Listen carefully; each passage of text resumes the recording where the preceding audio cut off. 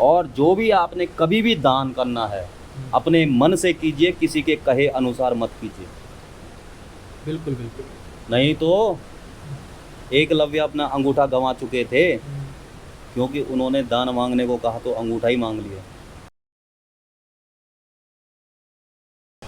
पंडित जी, आप ये बताइए, ये जो धारा देवी टेम्पल है, ये इसका मतलब स्थापन कैसे हुआ और ये माता देवी की पीछे हिस्ट्री क्या है, ये आप बताइए एक बार। ठीक है, आपकी जानकारी के लिए मैं पहले ये बता दूं कि ये धारा देवी नहीं, ये धारी देवी कहते हैं अच्छा, इनको। धारी देवी है। हाँ जी। अच्छा अच्छा और धारी देवी इसलिए कहते हैं क्योंकि ये जो गांव है पीछे, ये धारी गांव है और ये द्वापर युगीन गांव माना जाता है, क्योंकि यहाँ पे पांडवों के चिन्ह मिलते हैं। एक स्थान थोड़ा आगे पे है, उसका नाम भीम पानी है, जहाँ पे भीम ने पानी निकाला था। अच्छा। एक जगह और है, वहाँ पे ना पानी उसको बोलते हैं, अनामिका उंगली से भीम ने जल निकाला था द्रौपदी के लिए, क्योंकि जहाँ भीम पानी में उन्होंने जल निकाला था तो वहाँ के लोगों ने उस समय अनाज नहीं दिया था पांडवों को। अच्छा। तो द्रौपदी ने श्राप दिया कि यहाँ अनाज नहीं होना चाहिए, तो इसलिए उन्होंने जो दूसरी जगह उन्हें प्यास लगी तो उन्होंने भीम से ये कहा कि आप केवल उतना ही पानी निकालिए जितनी की मुझे प्यास बुझ सके। तो एक छोटी उंगली जो होती है अनामिका, उससे उन्होंने उसको पानी निकाला। रही बात यहाँ के इतिहास की, तो ये दक्षिण काली मानी जाती है और कल्याणेश्वरी इनका नाम है। अच्छा, माता का। हाँ जी, धारी गांव के कारण इनका नाम प्रचलित भाषा में धारी देवी पड़ गया।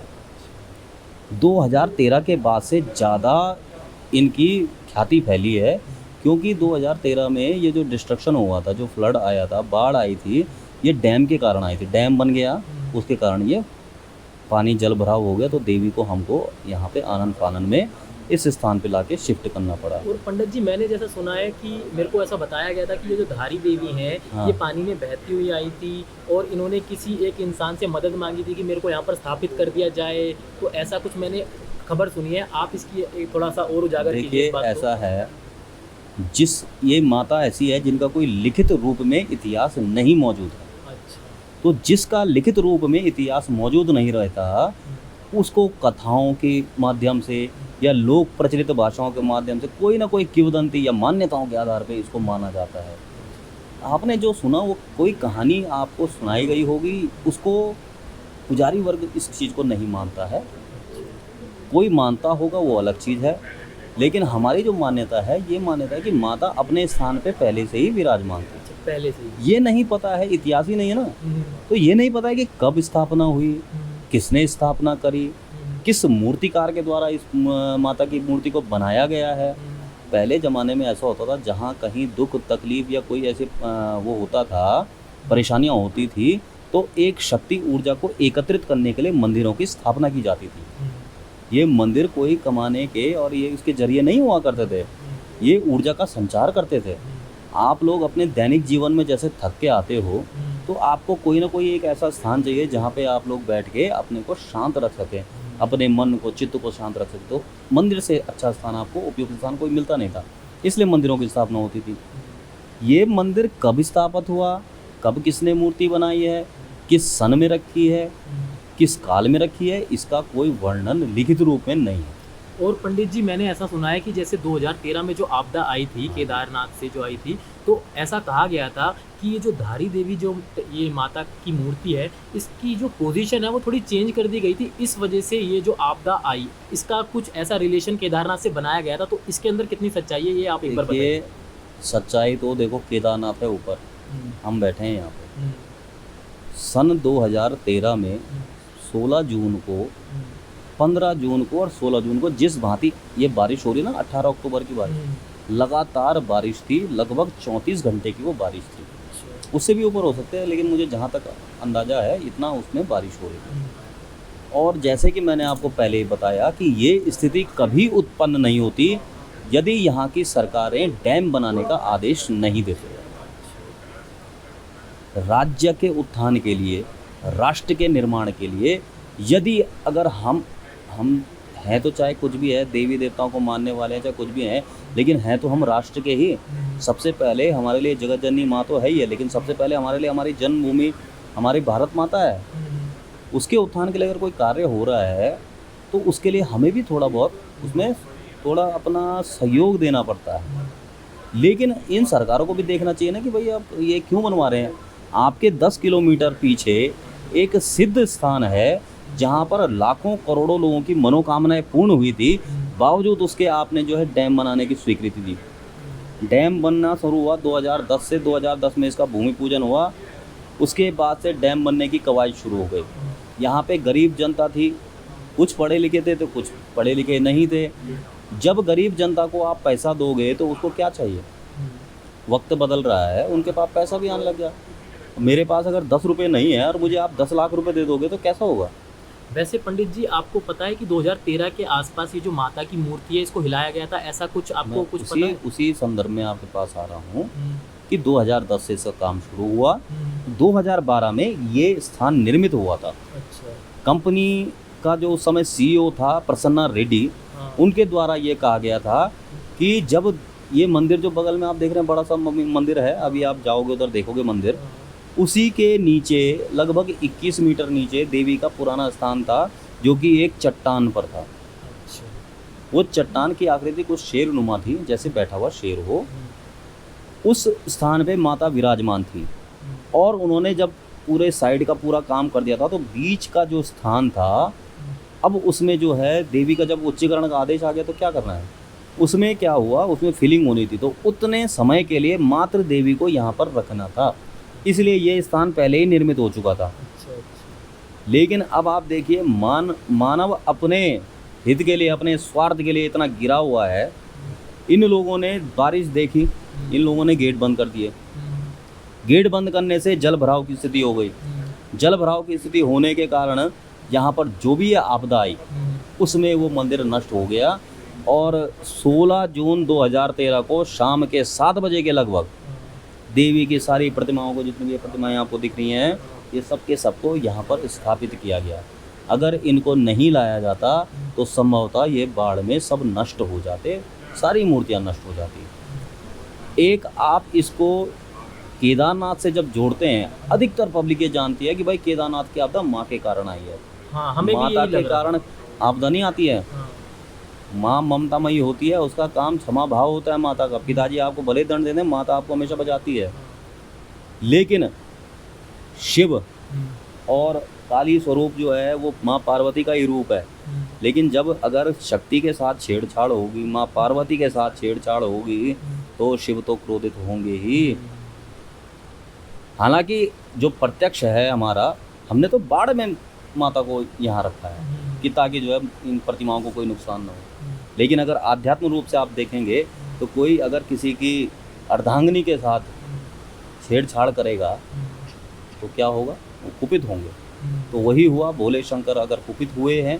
इस चीज़ का मैं आपको प्रमाण नहीं दे सकता हूँ कि भाई ये चीज़ हुई होगी, लेकिन उसी दिन बाढ़ को आना था और वही शाम को जब बाढ़ आ चुकी थी, उसी बाढ़ में हमने देवी की प्रतिमा को यहाँ पे रखा है। तो मतलब मनुष्य ने अपने स्वार्थ के लिए अपने जो ये स्वार्थ के चीज़ें करी, हाँ। उसकी वजह से शिव जी जो है वो क्रोधित हुए, और जो सारा जो ये आपदा आई वो उसी वजह से आई। शिव का प्रकोप है, शिव जी का प्रकोप। माँ का प्रकोप नहीं, शिव का प्रकोप है।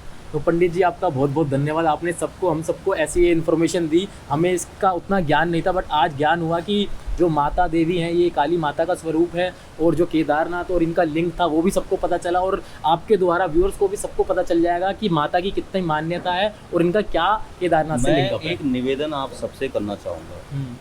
देखिए, आजकल सब सनातन धर्मी जो है, आस्था के नाम पे, विश्वास के नाम पे अपने साथ हो रहे विश्वासघात को नहीं पहचान पा रहे हैं। इसका कोई सॉल्यूशन बताएंगे आप? सॉल्यूशन ये है कि आप सब लोग जागरूक होइए, विश्वास आप रखिए, लेकिन शक्ति पे रखिए।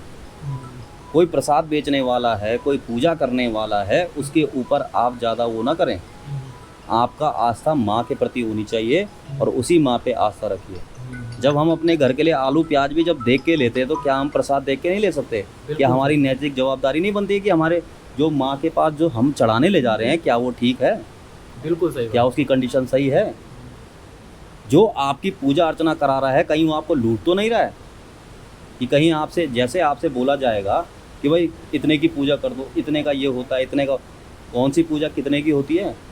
पूजा हमेशा श्रद्धा की होती है, प्रेम की होती है। और जितनी आपके अंदर श्रद्धा होगी, जितनी आपके अंदर प्रेम होगा माँ के प्रति, जितनी आपके अंदर भक्ति होगी उतनी ज़्यादा फलीभूत होगी, ना कि पैसा खर्चा करके। बिल्कुल सही बात। तो ये सभी सनातन धर्मी इस चीज़ को जान ले कि अपने आप को मत लुटवाइए, क्योंकि आस्था के नाम पे आपके साथ जो लूट और जो छेड़छाड़ होती है उसके जवाबदाई हम स्वयं ही होते हैं। तो पंडित जी आगे से मेरे को तो देखो ये चीज़ पता चल गई है, आगे से मैं कोई भी भगवान के लिए मैं कोई भी प्रसाद लूँगा तो उसको अच्छे से चेक करके लूँगा कि भाई माता के पास जो मैं चढ़ाने जा रहा हूँ उसकी कंडीशन कैसी है, बिल्कुल अच्छा तो है।